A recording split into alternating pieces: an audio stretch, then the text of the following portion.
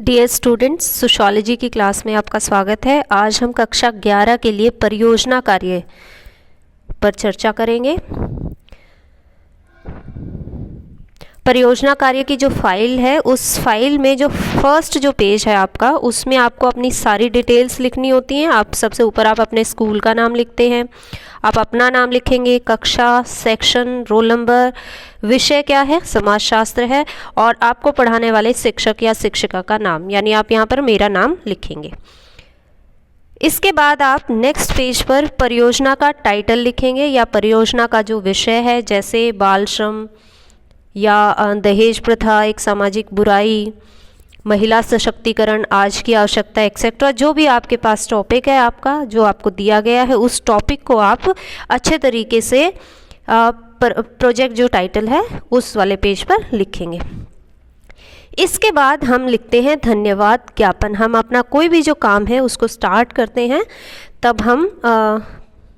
Research का जो work होता है, क्योंकि वो रिसर्च वर्क या परियोजना का जो कार्य कोई भी व्यक्ति अकेले नहीं करता, बल्कि उसको कई सारे लोगों का सहयोग प्राप्त होता है, जिसमें आपका टीचर, आपका फ्रेंड हो सकता है, आपके भाई बहन हो सकते हैं, आपके माता पिता हो सकते हैं। आज के समय पे तो साइबर कैफ़े में भी आप जाते हैं, तो साइबर कैफ़े से भी कुछ प्रिंट ले रहे हैं, कुछ और चीज़ें कर रहे हैं, तो आप किसी भी जो व्यक्ति आपके काम से संबंधित रहा है उसको आप एक्नॉलेज करते हैं धन्यवाद ज्ञापन में। अब जैसे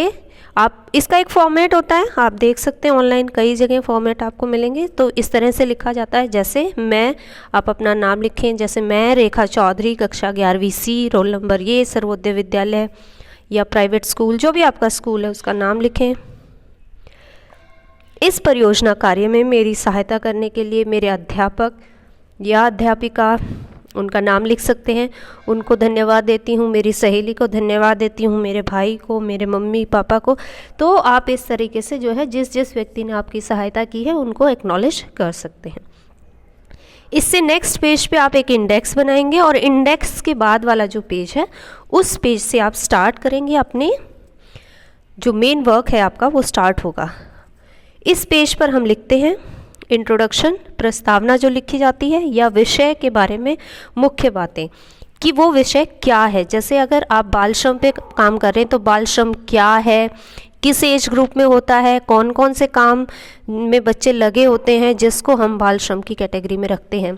कन्या भ्रूण हत्या क्या है, महिला सशक्तिकरण क्या है, और इस तरीके से जो भी आपका विषय है, मुख्य विषय को यहाँ पर आप इंट्रोड्यूस करते हैं और उसके बारे में कुछ बातें लिखते हैं कि ये विषय या ये टॉपिक क्या है। उसके बाद इम्पॉर्टेंट और चीज़ें आती हैं, जहाँ पर आप जो भी आप जिस विषय पर काम कर रहे हैं उस विषय को प्रभावित करने वाले कारक, यानी वो फैक्टर्स जो उसे इफ़ेक्ट करते हैं, ऐसे कारण जिन कारणों से वो, अगर वो कोई सामाजिक समस्या है तो वो सामाजिक समस्या कैसे पैदा होती है, उसके क्या कारण हैं, वो जो सामाजिक समस्या है उसके क्या प्रकार हैं या उसके क्या तरीके हैं, एक्सेट्रा। ये डिपेंड करेगा कि आपका जो विषय है उस विषय में कारण, कारक, प्रकार किस तरह से आप अपने विषय को एलेबोरेट करने के लिए आप यूज़ कर सकते हैं। मुख्य पॉइंट्स आप लिखेंगे, फिर उनके सब पॉइंट्स भी आप लिखेंगे,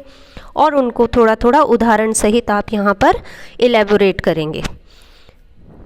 इसके बाद साथ ही साथ हमें ये ध्यान रखने की ज़रूरत है कि प्रोजेक्ट कार्य में हम जानते हैं कि लिखित तो चीज़ें होती ही हैं, लेकिन लिखित के साथ साथ अगर आप विजुअल तरीके से कुछ चीज़ें दिखाते हैं, प्रेजेंट करते हैं, तो उसका इफ़ेक्ट कुछ ज़्यादा ही होता है।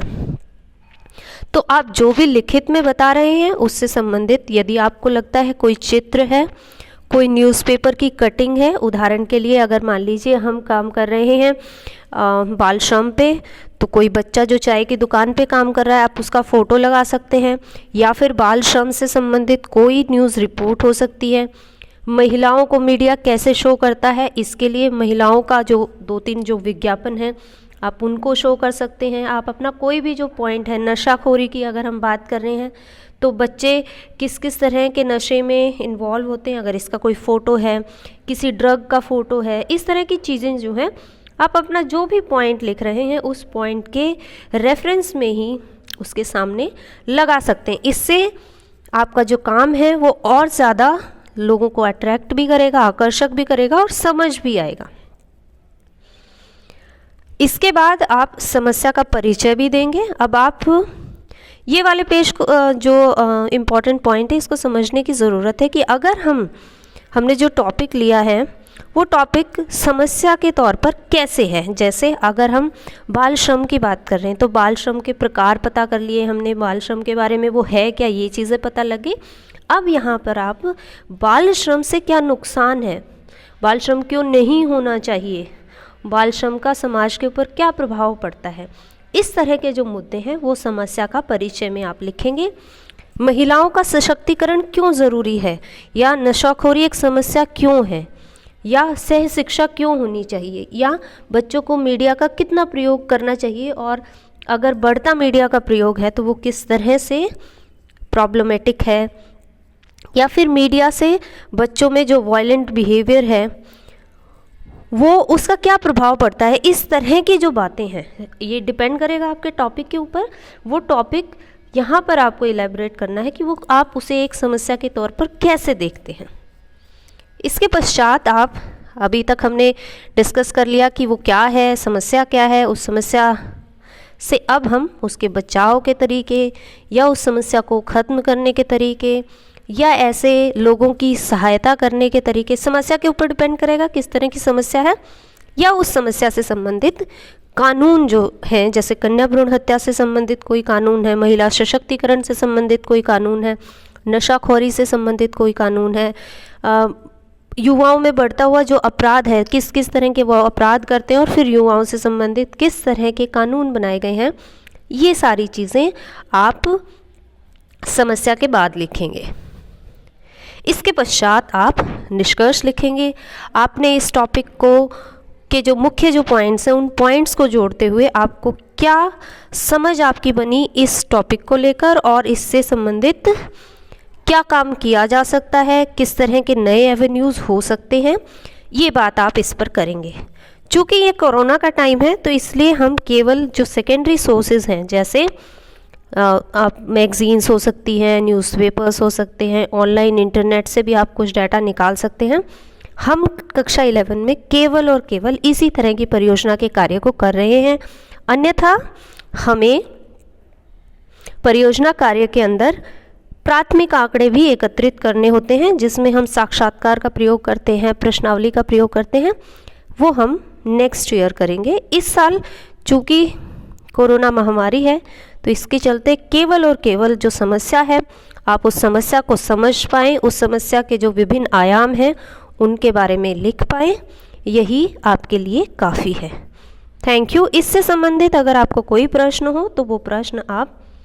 लिख के हमसे पूछ सकते हैं और हम उस पर चर्चा कर सकते हैं। Thank you.